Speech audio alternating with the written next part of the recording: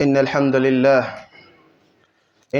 لله نحمده ونستعينه ونستغفره ونعوذ بالله من شرور أنفسنا وسيئات أعمالنا. من يهده الله فلا مضل له ومن يضلل فلا هادي له، وأشهد أن لا إله إلا الله وحده لا شريك له، وأشهد أن محمدًا عبده ورسوله وصفيه من خلقه وخليله، أدى الأمانة ونصح الأمة وكشف الله به الغمة. أما بعد، يا أيها الذين آمنوا اتقوا الله حق تقاته ولا تموتن إلا وأنتم مسلمون.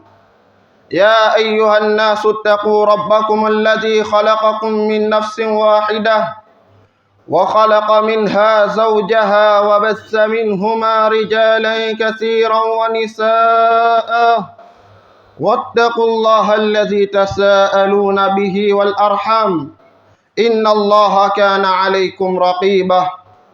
وقال تبارك وتعالى: يا أيها الذين آمنوا اتقوا الله وقولوا قولا سديدا يصلح لكم أعمالكم ويغفر لكم ذنوبكم، ومن يطع الله ورسوله فقد فاز فوزا عظيما.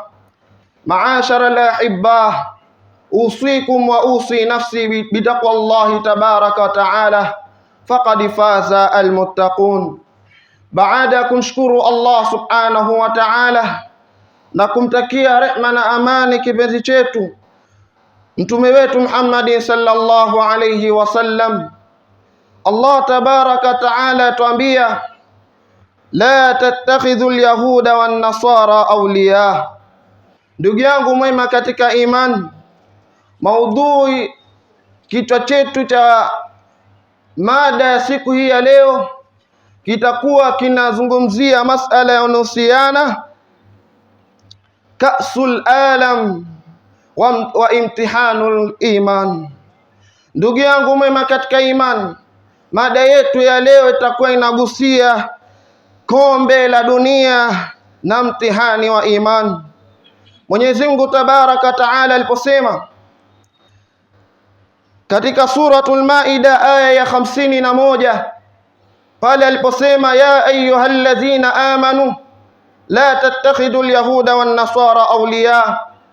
Mahallu shahid, sehemu ambayo kwamba tutakuwa ni wenye kuigusia itakuwa ni hii ibara inayosema la tattakhidhu alyahuda wan nasara awliya. Ndugu yangu mwema katika iman, hapa Allah subhanahu wa ta'ala anatuambia mimi na wewe, anatuzungumzisha mimi na wewe, anamwambia muumini ya kuwa la tattakhidhu alyahuda, musiwafanye mayahudi na manasara, musiwafanye mayahudi na wale ambao kwamba sio waislamu auliya, kuwa ndio vipenzi vyenu. Ndugu yangu mwema katika iman, katika aya hii inatuonyesha kuwa ule urafiki wa moyo, namna mtu anapokuwa amemweka rafiki yake moyoni mpaka ikafikia marhala ya kule kumpenda ule rafiki yake, mtu akapenda mpaka kupita mipaka. Lakini hapa inakusudiwa hapa kumpenda ndugu yako Muislam ni kumpenda ndugu yako katika kule kuridhia hasa dini yake, kwa maana kuipenda dini yake. Walakini hapa pia tunatahadharishwa kuwa kuna hatari kubwa ambayo kwamba itakayompata Muislamu ambaye kwamba atakayekuwa kila anachokiona kwa rafiki yake. Hatari ya kuiga, ukamwona rafiki yako katika masala ya kunyoa, ukamwona amenyoa kwa mtindo ambao kwamba sio mtindo wa Kiislamu, wewe ukaridhia katika ile hali yake, ukamfuata rafiki yako yule, ukamuiga, Asa hapa tunatahadharishwa kuwa kuna hatari kubwa ya mtu kila atakachokiona kwa rafiki yake ama kwa ndugu yake, jambo hilo si jambo la kisawa, bali ni kitu twafaa tuangalie ni jambo gani ambalo kwamba mimi na wewe twafaa tuliige kwa rafiki zetu, kwa marafiki zetu, ama twafaa tuliige kwa mandugu zetu. Ndugu yangu mema katika imani, aqwalul ulama, kauli anavyoni kuhusiana na aya hii, la tattakhidu alyahuda wan nasara awliya. Sheikh Ibn Uthaymeen yasema muhabbatul kafir likufrihi, yasema muhabbatul kafir likufrihi kufrun. Yasema Ibn Uthaymeen rahimahullah, kumpenda yule asiyekuwa ni Muislamu, kumpenda kafiri, kisha katika kumpenda huko ukampenda kwa ule ukafiri wake aliokuwa nao, walakin wa muhabbatu lidunyahu ma'a ba'di dinihi la ba's. Lakini Sheikh Ibn al-Uthaymeen aeleza kuwa kule katika masala ya kumshangilia katika ule ufundi wake wa kidunia, lakini katika mambo hayo ya kumshangilia ya kule kumpenda kwake mtu, kumpenda mtu kama huyu ukampenda lakini katika lengo lako si kupenda kwa ile dini yake, kwa maana si kupenda kwa ule ukafiri aliokuwa nao, basi Ibn Uthaymeen aeleza kuwa kwa jambo hili la ba'sa, yasema jambo hili halina ubaya ndani yake. Sheikh Ibn Baz rahimahullah yasema at-tashji'u idha kana fi tadyi'i salatin au ghaflatin 'anil Qur'ani fa huwa haram. Ibn Baz rahimahullah yasema at-tashji' idha kana fi tadyi'i salatin au ghaflatin 'anil Qur'an fa huwa haram. Ibn Baz yasema kushabikia, kule kushabikia yule ndugu yako, kushabikia katika ile michuano iliyoko, michuano ya mpira, ukamshabikia yule ndugu yako, basi yasema Ibn Baz rahimahullah, yasema kule kumshabikia mtu kama huyo, isiwe katika kushabikia kule ikasababisha mtu kama huyu akawa ni mwenye kujisababishia, akawa ni mwenye kuacha swala, au ghaflatin 'anil Qur'an, ama katika kule kushabikia ikaingia ikamfanya mtu kama huyu akawa ameingia katika ghafla kuiacha kuisoma Qur'an. Basi yasema Ibn Baz katika hali kama hii ya mtu kule kumshabikia ule rafiki yake, lakini katika kushabikia kule ikamfanya swala ikawa ni yenye kumpita, ikamfanya Qur'ani akawa si mwenye kuisoma, basi Ibn Baz eleza kuwa fahuwa haram, jambo hili litakuwa ni haramu. Ndugu yangu mwema katika iman, hapa kuna kisa ambacho kwamba ni cha mfanyabiashara,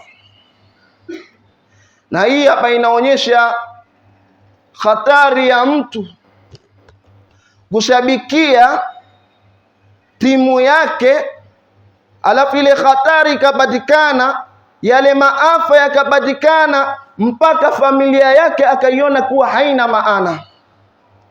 Ar-rajul alladhi hajara baitahu, yasema hapa kuna kisa cha mtu ambaye kwamba aliyeacha nyumba yake. Sababu ya kuacha nyumba yake ni kwa sababu alisikia kwamba kuna mpira umetangazwa. Kana hadha ar-rajul tajiran, bwana kama huyu, mwanamume kama huyu, kijana kama huyu alikuwa ni mfanyabiashara, kisha sema mutawassit al-al, alikuwa ni mfanyabiashara wa hali ya wastani. Yasema fi ihda duwali shimali Afrika, bwana kama huyu alikuwa akitoka katika nchi moja za Afrika Kaskazini. Kisha sema lahu zauja, bwana kama huyu alikuwa akona mke, wa thalathatu atfalin, na pia bwana kama huyu alikuwa akona watoto 3. falamma u'linat butulatu ka'sil alam ta'allaqa qalbuhu bifariqin ajnabiyyin ta'alluqan shadida. Yasema bwana kama huyu aliposikia kombe la dunia imetangazwa, aliposikia kwamba huko katika hiyo mitaa akasikia kwamba kuna World Cup inakuja, aliposikia tamko hili la World Cup inakuja, bwana kama huyu hajara baitahu, akaihama nyumba yake.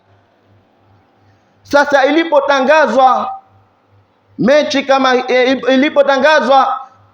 kama hii, kombe kama hili, basi yasema ta'allaqa qalbuhu, aliufungamanisha moyo wake bifariqin ajnabiyyin ta'alluqan shadidan, moyo wake aliufungamanisha na timu yake kwa kiwango kikubwa mno sana. Kisha bwana kama huyu, bali na kuwa ameufungamanisha ule moyo wake na mpira, haikuishia hapo ndugu yangu mwema katika imani. Yasema ba'a sayyaratuhu wa atata ghurfati an-nawm. Subhanallah, bwana kama huyu katika ile mali yake akaanza kuuza magari. Wa atata ghurfati an-nawm, akaanza kuuza thamani za vile vitu vinavyopatikana katika chumba chake cha kulala. Bal haikuishia hapo, bal ba'a mahra zawjatihi min adh-dhahab. Lakini bwana kama huyu pia, baada ya kuwa ashauza gari lake, baada ya kuwa ashauza vitu vya thamani vinavyopatikaniwa katika chumba chake cha kulala, basi pia katika vile vitu ambavyo kwamba vilivyokuwa vimewekwa kama mahari ya mkewe pia akaiuza. Liyajma almal, lengo ibadi fillah ni kukusanya mali, ni kukusanya pesa. Wayusafira ila albalad, kisha baada ya kukusanya zile pesa, lengo lake ilikuwa bwana kama huyu awe ni mwenye kusafiri na kwenda kuishuhudia mechi yake mubasharatan, aende akashuhudie ile mechi live kabisa, awe ni mwenye kuiona kwa macho yake.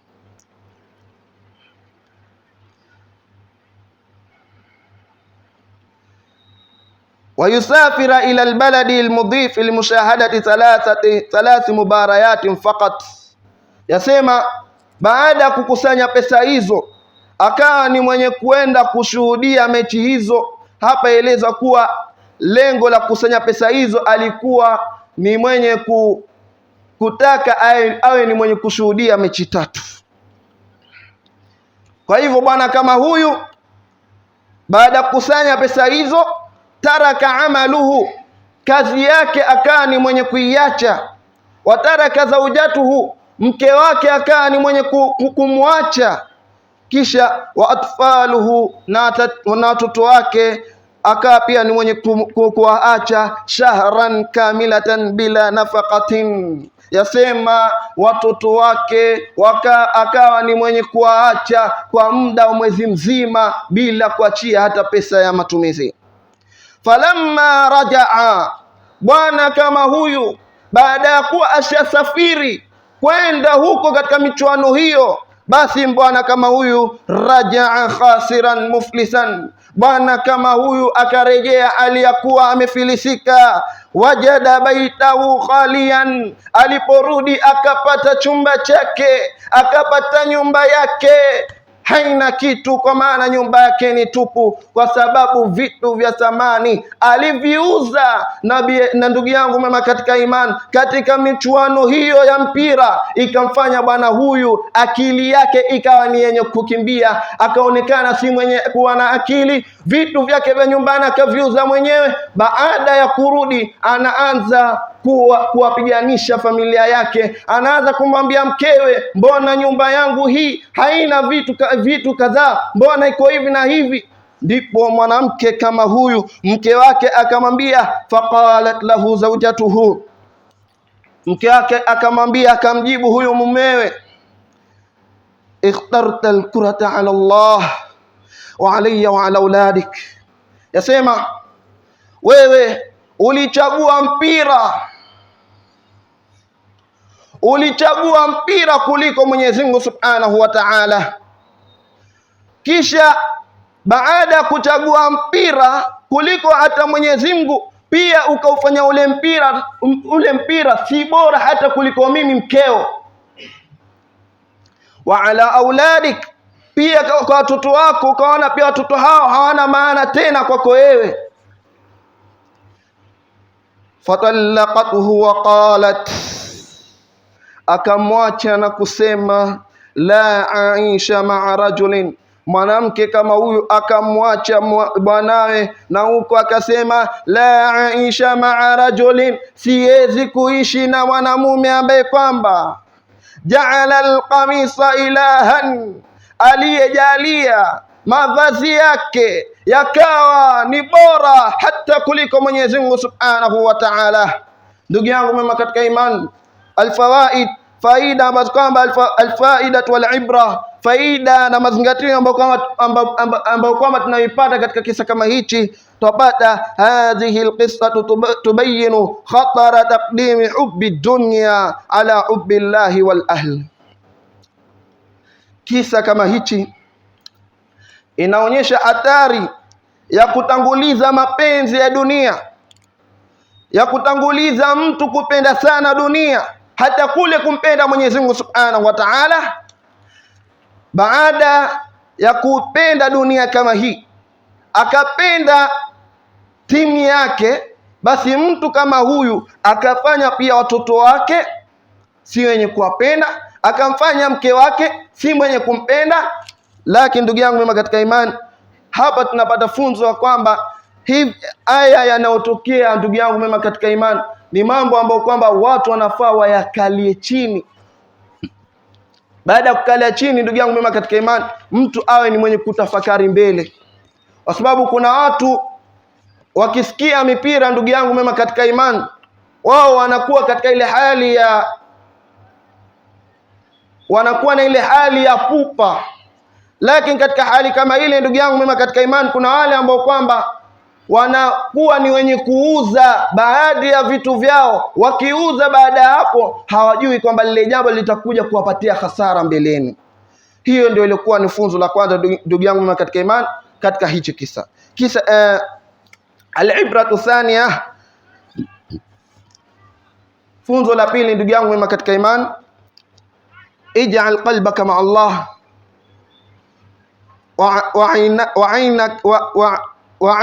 wa aynaka ma'a al-kurah wala tukisul aya. Ndugu yangu mema katika imani, jalia moyo wako uwe umefungamana na Mwenyezi Mungu Subhanahu wa Ta'ala, na macho yako na mpira. Jalia moyo wako unafungamana na kule kumpenda Mwenyezi Mungu Subhanahu wa Ta'ala, lakini usijalie moyo wako ukawa ni mwenye kupenda sana mpira. Kisha wala tukisul aya, wala usibadilishe aya za Mwenyezi Mungu Subhanahu wa Ta'ala. Aya, usibadilishe yale mambo ambayo kwamba Mwenyezi Mungu Subhanahu wa Ta'ala amejalia kwa ni halali kwako wewe kuifanya, lakini baada ya kuwa halali imekubainikia wewe ukaambiwa kwa hicho kitu ni halal. Bali katika zama hizi ndugu yangu mwema katika imani, kuna watu katika hii dunia mambo ambayo kwamba ni vitu vya halal bwana, watu kama hawa wanakuwa ni venye kuvibadilisha, vya halali vinakuwa ni haram na haramu vinakuwa ndio halali. Hizo ndizo zama ambazo kwamba tunazoishi katika zama kama hizi. Almas'alatu athaniya, mas'ala ya pili, idha'atul waqti was-salah, kupoteza wakati na pia kupoteza swala. Mwenyezi Mungu Subhanahu wa Ta'ala atueleza katika suratul Baqara, hafidhu ala salawati. Allah tabaraka Ta'ala atuambia azifadini swala, mswali swala kwa wakati ambao kwamba uliopangiliwa, wakati uliowekwa kisheria, sio kuswali kwa vile unavyotaka wewe. Ndugu yangu mema katika imani, Ndugu yangu mimi katika imani, sitaki niingie sana katika kufasiri aya hii kwa sababu pia wakati hauturuhusu, lakini aqwalul ulama, kauli ya wanavyoni wanasemaje kuhusu aya hii. Al-Imam an-Nawawi rahimahullah yasema ta'khiru as-salati an waqtiha li ghairi 'udhrin shar'iyyin kabiratun min kaba'iri adh-dhunub. Yasema Al-Imam an-Nawawi rahimahullah yasema kule mtu kuchelesha swala au waqtiha, kisha kule kuchelesha swala yake akawa ni mwenye kuswali kwa kuchelewa bila kuwa na udhuru wowote, bila ya kuwa na udhuru wa kisharia, basi al-Imam an-Nawawi yasema katika jambo hili la mtu kuchelesha sala, yasema hadha, jambo hili yasema kabiratun min kaba'iri dhunub, inaingia katika moja miongoni mwa madhambi yaliyokuwa makubwa. Sheikh Albani rahimahullah yasema man taraka as-salat li ajli kurati al-qadami fa huwa ala khatrin azim. Sheikh Albani yasema yoyote atakayekuwa ni mwenye kuacha swala kwa ajili ya mpira, basi yasema fa huwa ala khatrin azim, basi bwana kama huyo ama mtu kama huyo atakuwa yuko katika hasara iliyokuwa kubwa mno, atakuwa yuko katika hatari iliyokuwa kubwa mno. Wakad yakunu kafiran, kisha hakuachia hapo Imamu an-Nawawi. Imamu an-Nawawi akaendeleza kuwa mtu atakayekuwa ni mwenye kuacha swala kwa ajili ya mpira, kwa ajili ya kufuata ile mechi za mipira, basi al-Imamu an-Nawawi yasema baada ya kuwa mtu huyu ameingia, atakuwa ameingia katika hatari iliyokuwa kubwa. Yasema al-Imamu an-Nawawi waqad yakunu kafiran, basi mtu kama huyu anaweza kuwa kafiri moja kwa moja. Kisa tunachokipata kulingana na mazungumzo haya kwa haraka, kuna mwanafunzi ambaye kwamba alishindwa. Kana talibun fi kulliyati at-tibi fi sanatihi al-akhira. Kulikuwa na mwanafunzi ambaye kwamba mwanafunzi kama huyu yuko katika chuo kikuu, anasomea mambo ya tiba. Wa kana al-awwalu ala duf'atihi, na katika hilo kundi akawa ni wa kwanza katika hilo kundi lake la kwenda kusomea mambo ya tiba. Ahluhu anfaqa alayhi sinin wa kanu yantadhiruna yawma takhrujihi liyafkharu bihi. Wazazi wake akawa ni mwenye kumtumania pesa kwa miaka mingi sana. Wazazi wake wakawa ni wenye kumtumia pesa, lakini baada ya kuwa mzazi kama huyu anakuwa ni mwenye kumtumia pesa mwanawe, walikuwa wanasubiria ile siku ya kuhitimu kwa mtoto wao. Baada ya kuhitimu mtoto wao, ili baadaye waje wajivunie. Ndugu yangu mema katika imani, lakini fajaat butulatu ka'sil alam fa asbaha yas'aru min al-maghrib ila al-fajr. Subhanallah, kijana kama huyu akasikia kuna kitu kinachoitwa kombe la dunia, akasikia kombe la dunia linakuja. Asa baada ya kusikia kombe la dunia inakuja, badala ajishughulishe na masomo yake. Ndugu yangu mema katika imani, bwana mwanafunzi kama huyu, sikiliza alichokifanya sasa. Fa asbaha yas'aru min al-maghrib ila al-fajr, badala ya kuwa awe ni mwenye kukesha kwa ajili ya masomo yake, mtoto kama huyu akawa ni mwenye kukesha kuanzia magharibi mpaka alfajiri. Kwa lengo gani? Kwa lengo la kuangalia mpira. Yushahidu kulla mubarat wa yukhalliluha wa yatashajaru fi ta'liqat ala al-internet. Yasema akawa ni mwenye kutazama mechi zote, kisha baada kuwa ni mwenye kuziangalia zile mechi anakuwa ni katika ile hali ya kuzichambua.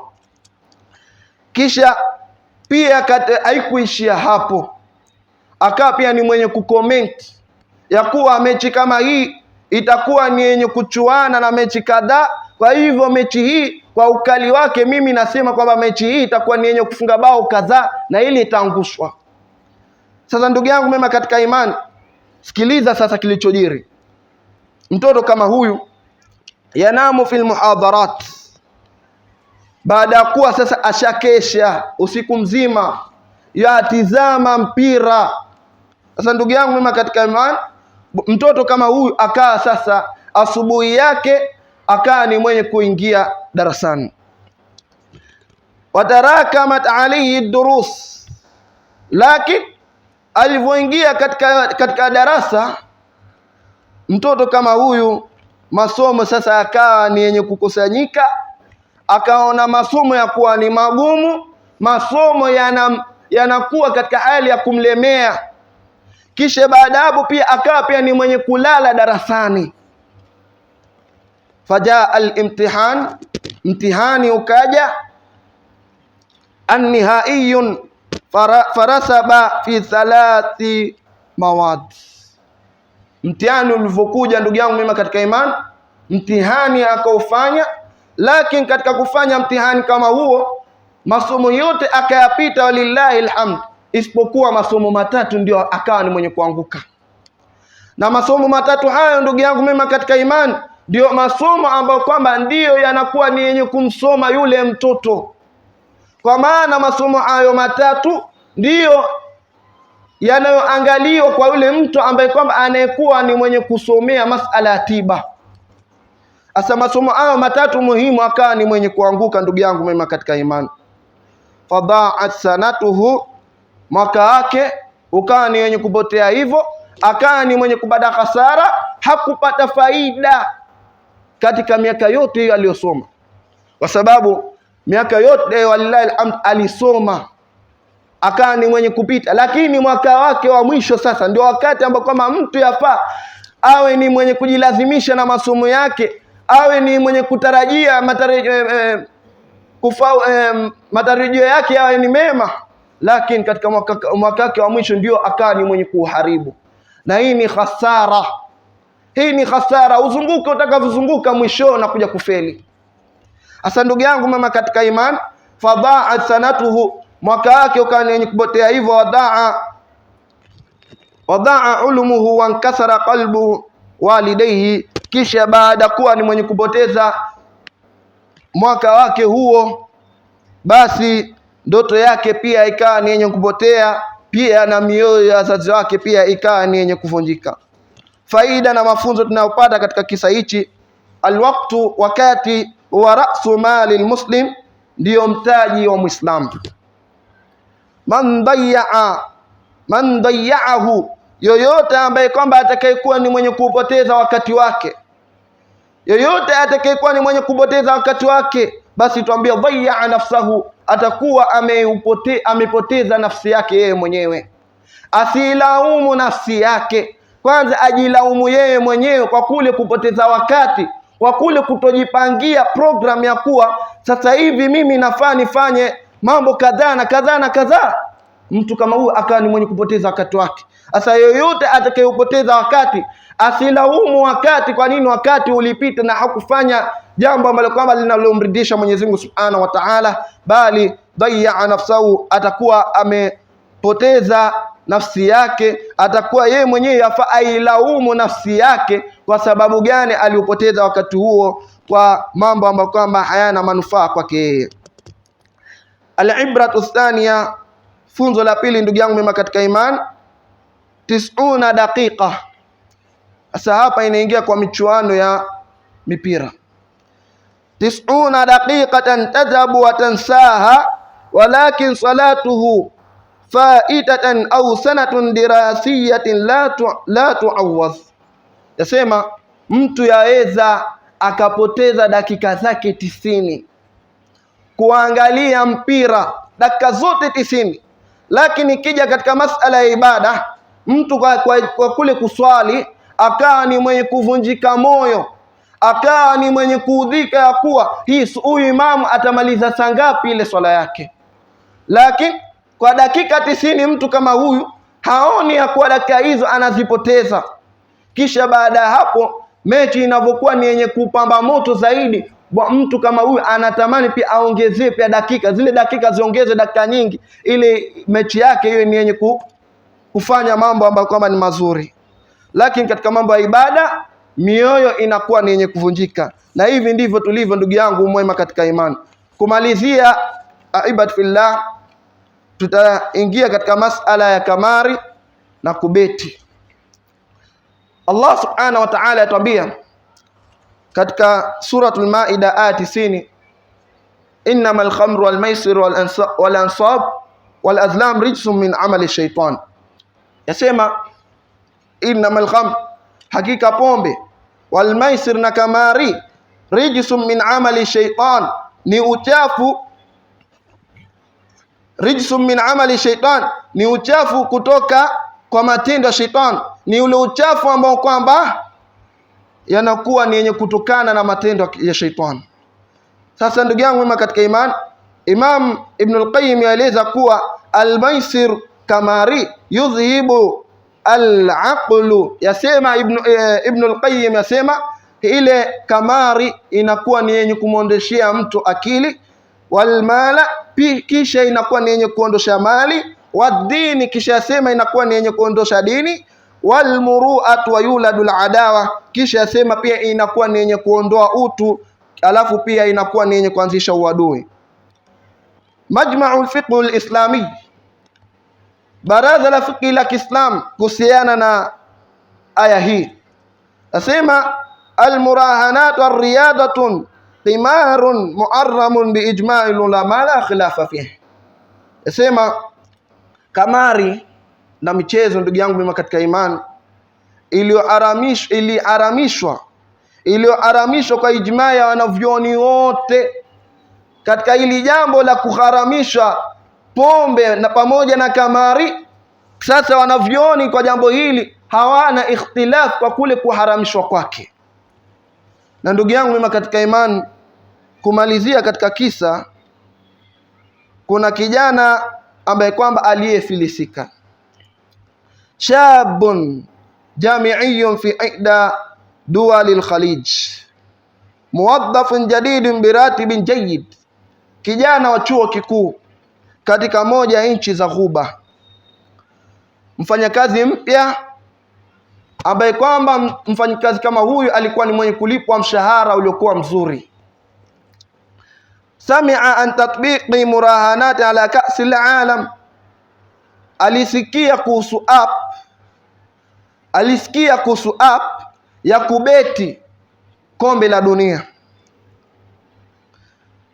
Fabadaa bimablaghin saghirin, akaanza na pesa kidogo kidogo, kisha warabiha, kisha baada kuwa ashaanza na pesa zake kidogo kidogo kuanza kubeti, basi kwa siku ya kwanza kawa ni mwenye kufaulu na kushinda. Lakini fadhanna annahu, lakini alidhania kwamba kwa kule kushinda kwake kwa siku moja, yasema annahu tariqu at-tara'i sari farahana biratibin shahrin kamil. Sasa ndugu yangu mema katika imani, bwana kama huyu ama kijana kama huyu akadhania kuwa hiyo ndio njia yake ya kumpelekea katika utajiri, akabeti mshahara wake wa mwezi mzima. Thumma biratibin 3 ashhur, kisha haikumtosha kule kwake yeye kuanza kubeti kwa mshahara wake wa mwezi mzima, akawa sasa ni mwenye kuongeza tu. Yeye ametoka katika mwezi, kisha akaenda kwa miezi mitatu, kisha baada ya kubeti kwa mshahara wake wa miezi mitatu akaenda kwa mshahara sasa wa mwaka mzima. Ndugu yangu mema katika imani, fa khasira al-fariqu fi daqiqa, lengo la kukusanya pesa hizo na kubeti katika pesa zake hizo alizokuwa nazo, alidania kwa kule kubeti kwake ndio itakuwa ndio nafasi yake ya kumpelekea katika utajiri.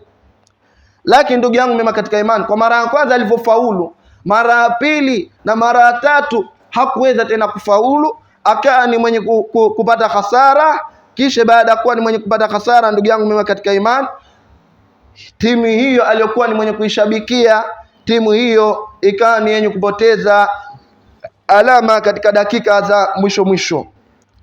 Fakhasira kulla shay, akaa amekosa kila kitu. Watarakamat alayhi duyun, kisha madeni yakaa ni yenye kumzidia mtu kama huyu, kwa maana baada ya kule sasa ashaona, sasa ashatumia ule mshahara wake wa mwaka mzima, kilichokuwa ni chenye kufuata hana tena pesa, ikamlazimu aingie katika masala ya kukopa. Asa alivyokopa, ndugu yangu mema katika imani, yale madeni yakaa ni mengi, yakaa ni yenye kujaa, kisha baada ya kujaa, ndugu yangu mema katika imani, yakaa ni yenye kumzidi bwana kama huyu. Kisha wahaddadahu addainun, kisha baada hapo akaanza kusema kuwa hao watu wanakuwa ni wenye kumdhulumu mtu kama huyu. Fakataba risalatun li ahli, akaandika barua kwa familia yake, akaandika barua yani fakataba risalatun li ahli, akaandika barua kwa ajili ya kupelekewa familia yake. Kisha barua hiyo akani yenye kuiandika pale ndani, ash-shaytanu gharnani bilkurra, sema shaitani alinidanganya mimi na mpira, shaitani alinidanganya kwa mpira. Kisha baada hapo wantaara, kisha baada ya kuwa ashaandika hiyo barua ya kwa shaitani alimdanganya mpaka kufikia katika kipindi hicho, basi bwana kama huyo, kijana kama huyo akawa ni mwenye kujinyonga na kujiua. Lengo ni nini ndugu yangu mema katika imani? Kujiua kwake ni kwa sababu ya mpira, ndugu yangu mema katika imani. Kwa hivyo ndugu yangu mema katika imani, chukua tahadhari kwa kule kupenda kitu mpaka kuvuka mipaka, ukavuka mipaka mpaka kujiua nafsi yako, kuihatarisha nafsi yako, kuwafanya watoto wako, kumfanya mke wako ya kuwa hana thamani kwako wewe, licha sababu ni nini? Sababu ni mpira, ndugu yangu mema katika imani. Faida na funzo, ndugu yangu mema katika imani, alkamiriyu, neno kamari, la yarbahu illa fil bidayati liyuqi'uka thumma ya'khudhu kulla ma tamliku. Mchezaji wa kamari, ndugu yangu mema katika imani, hashindwi ila mwanzoni, ili akutegeshe, kisha anachukua kile ambacho kwamba ako nacho yeye, ndugu yangu mema katika iman. Na funzo la mwisho, al-ibratu ka'sun min dhahabin la taswi dirhaman min haramin, wa ru'un wa'idatun aghla min miliari dolar. Yasema kombe la dhahabu, ndugu yangu mema katika iman, halilingani na shilingi moja ya haram, wala roho moja, lakini roho moja, ndugu yangu mema katika iman, ni ghali zaidi kuliko bilioni ya dola. Hapa funzo tunalolipata ndugu yangu mema katika iman, kupitia katika kile kisa cha ule bwana aliyejiua kwa sababu ya mpira, tuambia kuwa ile kombe la dunia hailingani, kwa maana hainunuliwi na shilingi yako, ndugu yangu mema katika imani. Kwa sababu ukifanya jambo hilo likakuingiza katika haramu, hasa madhara yake unaambiwa kuwa ile roho moja, ndugu yangu mema katika imani,